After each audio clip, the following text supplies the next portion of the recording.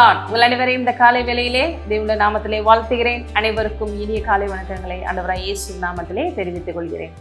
நீங்கள் தேவனுடைய பிள்ளைகள். நீங்கள் ஒரு காலம் தோற்று போகவே மாட்டீர்கள்.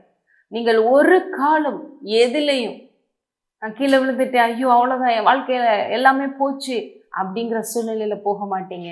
ஏனென்றால் உங்களை தாங்குகிற தேவன் உண்மையுள்ளவர், அவர் நல்லவர். அவர் அவருக்குள்ளே நம்மை வைத்து கோழி தன் குஞ்சுகளை பாதுகாப்பது போல பாதுகாக்கிறார். ஆகவே அவரை மீறிதான் நம்மளை எதுவும் தொட முடியும். ஆகவே இந்த ஒரு அறிவுல நம்ம ஒவ்வொரு நாளும் நிலை நிற்கணும் பாருங்க. அப்ப இந்த அறிவுல இல்லாத போதுதான் பிசாசு அவனுடைய பொய்யை கொண்டு நம்மை ஏமாற்றி அநேக தேவையில்லாத காரியங்களை நம்ப வைத்து மோசமான விளைவுகளை ஏற்படுத்தி விடுகிறான். அப்போ ஒவ்வொரு நாளும் சொல்லுங்க, நான் தேவனுக்குள்ள பத்திரமா இருக்கிறேன், அந்த தேவன் எனக்குள்ள இருக்கிறாரு, எதுவும் என்னை என்ன செய்ய முடியும் என்று சொல்லுங்கள். ஹல்லேலூயா.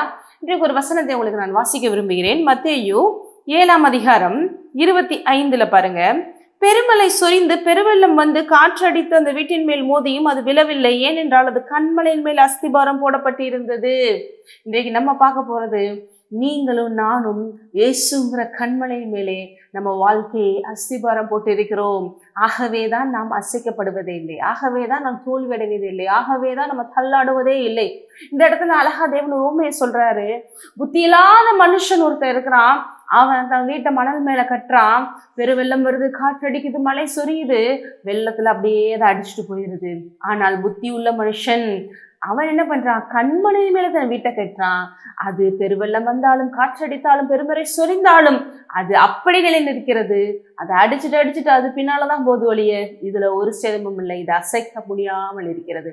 அப்படியாக இந்த வார்த்தைங்கிற கண்மலை, இயேசுங்கிறவர் யார்? அவர் வார்த்தையான தேவன். யோவான் சொல்றார் இல்லையா, அதிலே வார்த்தை இருந்தது, அந்த வார்த்தை தேவனிடத்தில் இருந்தது, அந்த வார்த்தை தேவனா இருந்தது, அந்த வார்த்தையாலே தான் சகலமும் உண்டாயிற்று, அந்த வார்த்தை தான் மாம்சமாகி இந்த உலகத்திலே நமக்காக வந்து பிறந்தார், இன்று நமக்குள்ளே வீற்றிருக்கிறார். ஆகவே இந்த இயேசு, இந்த வார்த்தையின் மேல, இவர் மேல தங்கள் வாழ்க்கையை கட்டியவர்கள், தங்கள் வாழ்க்கையை இவருக்கென்று அர்ப்பணித்தவர்கள், தங்கள் வாழ்க்கையில இவரை ஆண்டவர் ரட்சகராக ஏற்றுக்கொண்டவர்கள் ஒருபோதும் இந்த உலகத்துல எவ்வளவு நாசமோசங்கள் வரலாம், பிரச்சனைகள் வரலாம், எவ்வளவு பயங்கரமான சூழ்நிலைகள் வரலாம், ஒருவேளை நீங்க சந்திக்கிற எதிரிகள் பயங்கரமானவர்களாக இருக்கலாம், கோலியாத் போன்ற பயங்கரமான எதிரிகள் கூட உங்க முன்னாடி வந்து நிக்கலாம், சவால் விடலாம். ஆனால் நீங்கள் எல்லாவற்றிலும் ஜெயிப்பீர்கள். எதுவும் உங்களை சேதப்படுத்தவே முடியாது. ஏனென்றால் உங்களுடைய வாழ்க்கை, என் வாழ்க்கையும் எங்கே அஸ்திபாரம் போடப்பட்டிருக்கிறது? இயேசுங்கிற கண்மலையின் மேல. ஆகவே உலகத்தில் இருக்கிறவங்கள பாரு, நீங்களும் நானும் பயப்பட வேண்டிய அவசியம் இல்லை. ஏன்னா அவங்க வெறும் மணல் மேல கட்டியிருக்காங்க. ஆனா வீடு பாருங்க, கட்டின மாதிரிதான் இருக்கும்.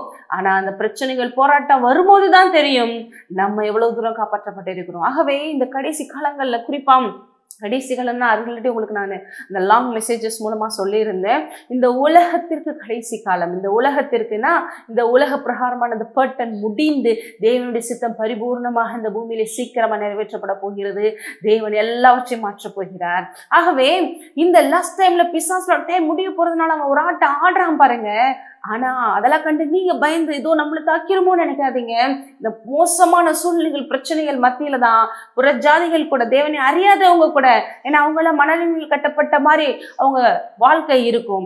ஆகவே அது ஈஸியா விழுந்துரும். அப்பதான் நம்மளை பார்த்து அவங்க புரிந்து கொள்வாங்க, இவங்கதான் உண்மையான தேவன், இவங்கதான் உண்மையான தேவனை நம்புறவங்க, இப்படிதான் அந்த வாழ்க்கை இருக்கணும். ஆகவே நானும் இனிமேல் இந்த இயேசு ஏற்றுக்கொள்ள போகிறேன், நானும் இந்த இயேசுங்கிற கண்மலையுமே வாழ்க்கையை கட்ட போகிறேன், நானும் என் வாழ்க்கை அவருக்கு அர்ப்பணிக்க போகிறேன் என்று இந்த மோசமான இருள் இந்த காலத்துல தான் நம்ம அதிகமா ஒளி வீச போகிறோம். ஹல்லேலூயா.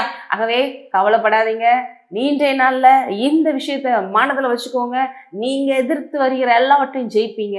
உங்களுக்கு தோல்வியே இல்லை. ஏனென்றால் நம் தேவன் நம் பட்சத்தில் இருக்கிறார். அவரே நம்மளுடைய அஸ்திபாரமா இருக்கிறார். அப்ப தாவீதை போல சொல்லுங்க, அவரே என் கண்மலை, என் கோட்டை, நான் நம்பி இருக்கிறவர் என்று சொல்லுங்க. அப்படியாக அவர் உங்களை பாதுகாப்பார். மட்டுமாக காத்த தேவன் இனியும் காப்பார். ஜெபிப்போம். ஹல்லேலூயா. சோதரம் தகப்பனே, ஓ எங்கள் கண்மலை ஆனவரே, எங்களை காக்கும் தெய்வமே, ஓ உமக்கு ஆராதனை செலுத்துகிறோம் அப்பா. இதே நாளில இப்பேற்பட்ட தேவன் எங்கள் தேவன், அவர் எங்கள் அரணாக கோட்டையாக தஞ்சமாக இருக்கும்போது நாங்கள் ஏன் பயப்பட வேண்டும், கலங்க வேண்டும் என்று ஒவ்வொருவரும் அறிக்கையிட்டு இந்த நாளை வெற்றிகரமாக தொடங்கி எல்லாவற்றையும் வெற்றி எடுப்பார்களாக. இயேசு நாமத்திலே ஆமென்.